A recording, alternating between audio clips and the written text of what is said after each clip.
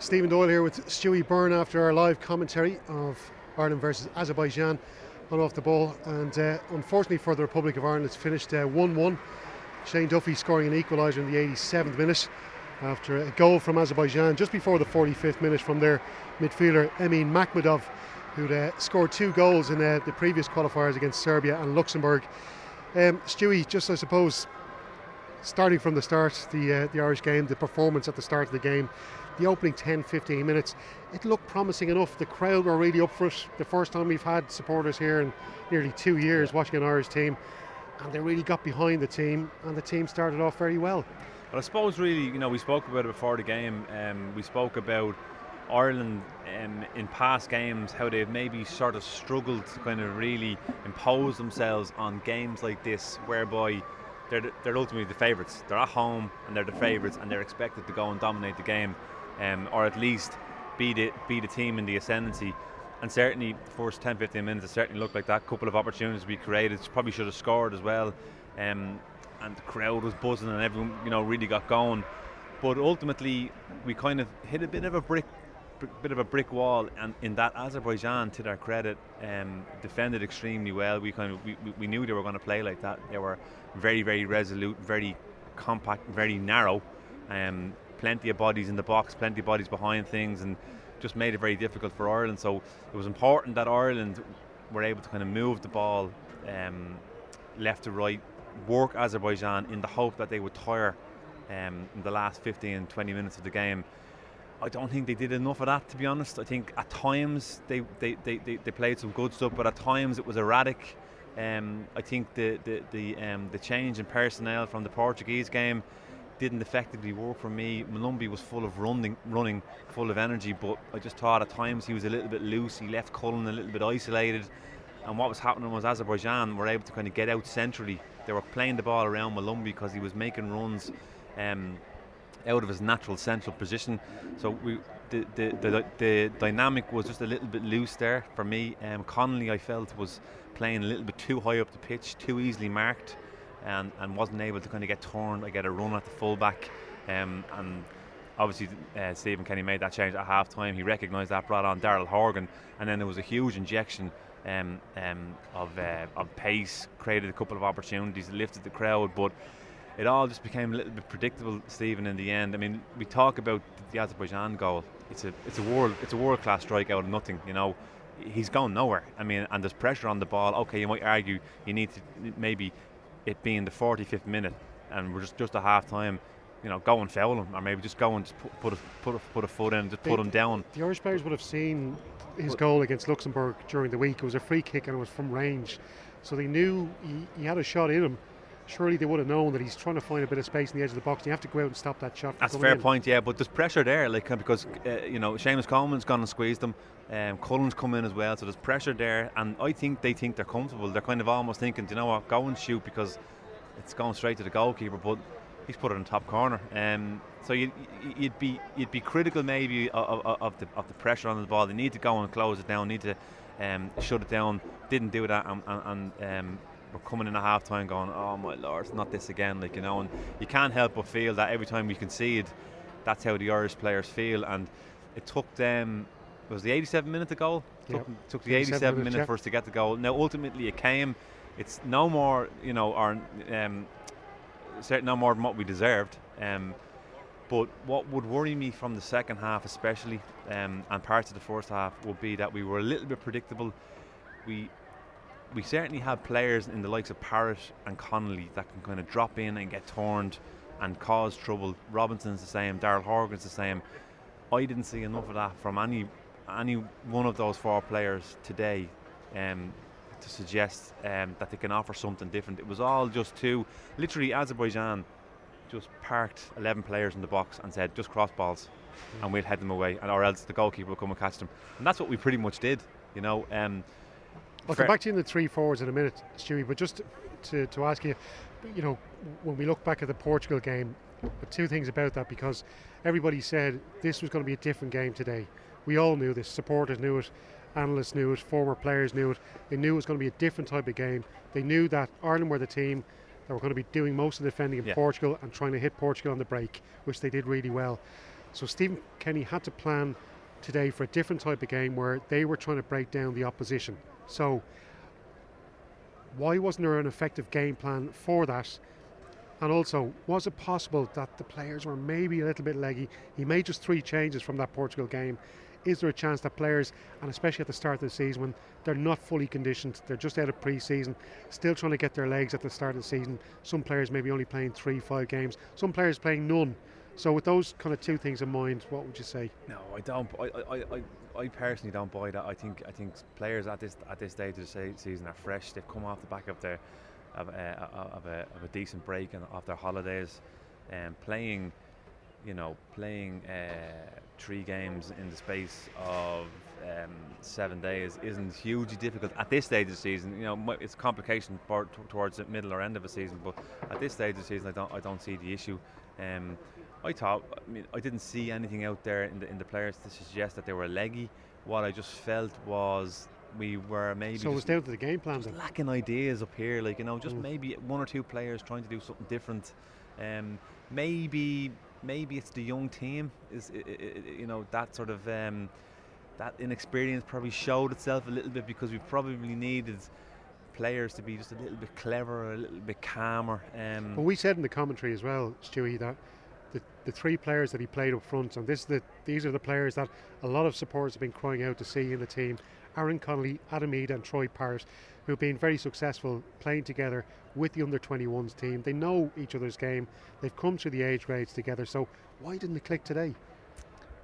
Was it just the discipline of the Azerbaijan defence? I think we came up against a very good defensive unit in Azerbaijan, and it needed somebody. It needed something different, someone on the pitch to maybe say, this is not working. We need to kind of get onto 1 or 2 players, say maybe Aaron Connolly, just drop in deep, make him come and mark you. You're just standing on his toes, it's too easy for him to mark you. Fullback done a good job on him. And Troy Parrott was a little bit in and out of the game as well. On occasion, I'll give credit to Troy Parrott, he did try to drop in and he drifted a little bit, tried to get in, get himself into that little central pocket area and get torn. Did it on a couple of occasions, but would have liked to have seen him do a lot more. He only had a shot in the second half. Would have liked to see him. He didn't have anything really in the first half, did he? Yeah, no, nothing in terms of chances. But I mean, how many chances did we have in the first half? I'd say about 5 or 6. You'd probably say 3 or 4 of them are half chances, but we had 2 or 3 really good opportunities. One of them goes in, it's a different game. It's a different story. And unfortunately, we're now sort of still. It's tough, Stephen. I'm trying to kind of come up with sort of a way of sort of articulating what we're looking at, but and try to defend the team. But it's getting very hard to do it, because you can't be this unlucky or forever, or maybe you can. I don't know. Maybe you can. Something has to give at some stage, But you have to look at our inability to convert chances. It's a huge problem. It's the single biggest problem we have at the moment, because we're getting ourselves into opportunities to score goals. We just lack the composure and the little bit of quality at that particular time. Put the ball in the back of the net, and that tells me, what does that tell me? Is it a confidence issue? Is it just a confidence issue with this team at the moment? But the central midfield area did seem to be key, and we even spoke at half time. You were looking at pictures from that first half and seeing that there were holes being left because of the runs maybe being made by Jason Malumbi, and when he plays Malumbi and Cullen in there together, is that too much inexperience to have in what is it, the most pivotal area of the pitch? Yourself, so from your own playing days, Stewie. I'd be a huge fan of Jason Malumbi. I love his energy, I love his aggression, and you need that in a team, no doubt about it. But I felt he imbalanced us today. I felt he imbalanced the team. He isolated Cullen. Think back to the game against Portugal the other night when you had Cullen and Hendrick.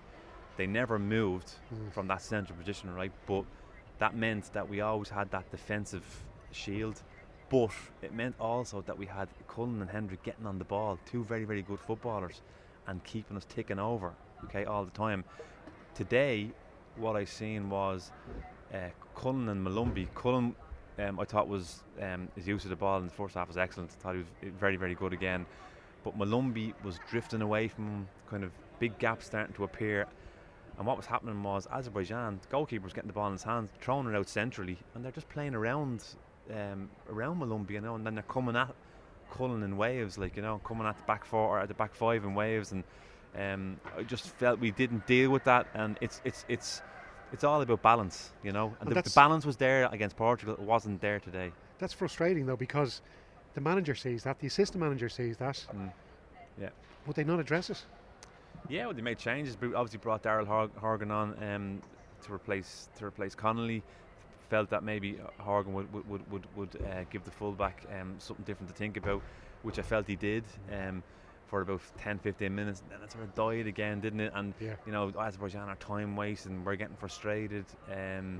But it was almost like Horgan came on for that first 10-15 minutes, gave everybody a real injection, not just the players, the supporters as well. They reacted to Horgan's live wire performance in those opening 15 minutes of the second half, but then it started to fade, and as that was fading, Azerbaijan kind of realised, we've got a goal lead here, we're going to try and hang on to, and then it was suddenly that two banks of 5 and 4 players just bedded in. We'd no answer for it, you know, we'd no answer for it, and because we didn't have that one player maybe that can just sit himself into a pocket and say, give it into me, get turned. I mean, they had a couple of players. I'm just thinking of the number 10 for them. Was it Emery, was it? Or Emrelli, you know, 2 or 3 occasions in that first half.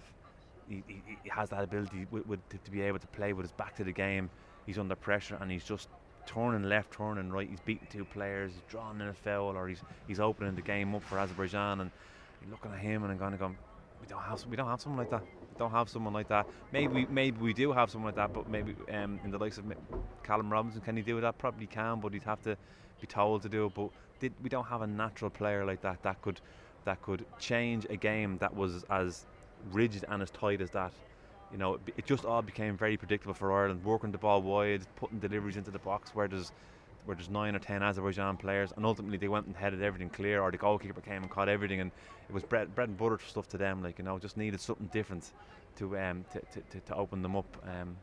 Didn't come, but we got the goal. Certainly, you know, Ireland certainly deserve at least a draw out of the game, if not maybe to possibly even win it. But and a great ball from Josh Cullen that led to the goal. Yeah, and what you'll notice about the goal, if you have a look at it again, it's probably the very few occasions in the game where Azerbaijan are slightly stretched, because it's an angled ball that's come in from 40 yards out. We didn't work it down the pitch. We didn't work it wide, which allowed Azerbaijan to get back and get set. It came in early and direct, and you know, Duffy's ultimately he got a free header because the keeper can't even react to it. That's probably the one time in the game he didn't come for a cross, because he came and punched everything else, like, you know. So that was something different, because it was a different ball. It was an early ball in from a deep position that kind of caught them out a little bit. That's where you get your opportunities. Gavin Bazunu, you know, making his 5th appearance for Ireland, just 19 years of age, and you know, so much pressure on his young shoulders. He seems well able to handle it. He didn't get tested too much today, but maybe there was a couple of scary moments for him as well. But he did pull off a couple of good saves as well. Yeah, I mean, you know, dropped the high ball. That could have been a little bit dodgy for us, but couldn't blame him for the goal. It's an absolute world-class strike, to be quite honest with you. He's kind of hit it out of nowhere, came through bodies. Can't blame him for that. His use of the ball at his feet is top notch. I mean, there was a couple of occasions in that game where he's got the ball at his feet and he's looking at Adamida directly in front of him, 60-70 yards out, and he's just pinged one into his chest.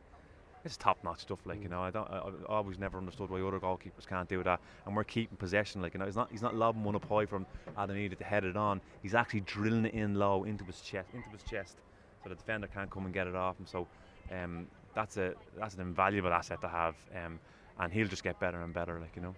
Darragh O'Shea was obviously missing, and that meant that Seamus Coleman had to come in playing the back 3 with Matt Doherty playing on the right hand side.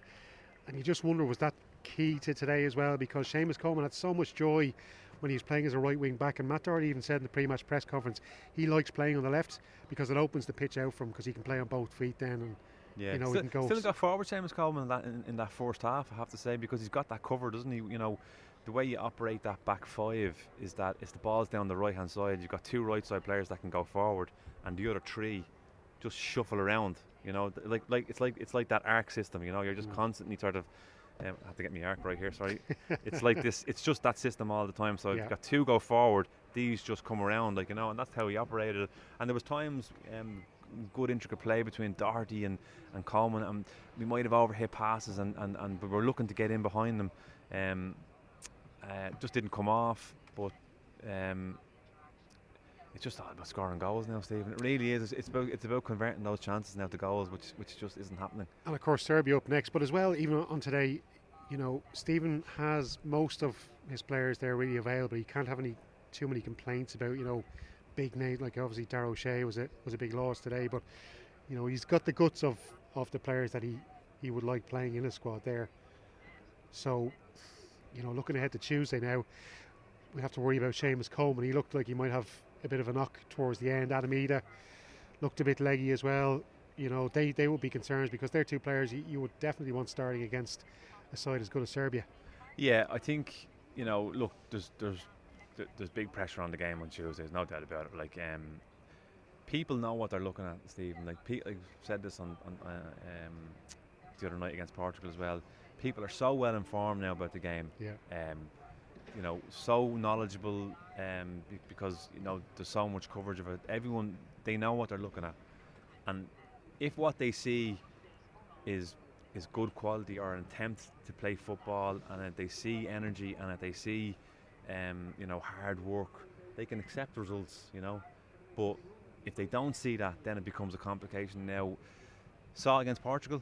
Saw at times tonight, but then it at times it kind of reverted to kind of old style Ireland, didn't it? And just kind of let's almost try and get a goal on sheer will. A lot of people would make fun of Mick McCarthy, who, you know, has always said you got to get cross into the box, you got to get. Yeah, and there are people who would be supporters of Stephen Kenny, want to see Ireland play good passing football, you know, who will be watching, you know, Mick McCarthy style football at the end of that game, and the people who are criticising Stephen Kenny will be kind of going, well, look. Yeah, no, I totally take that point, but I that's the way this game went. You know, we conceded to a goal out of absolutely nothing.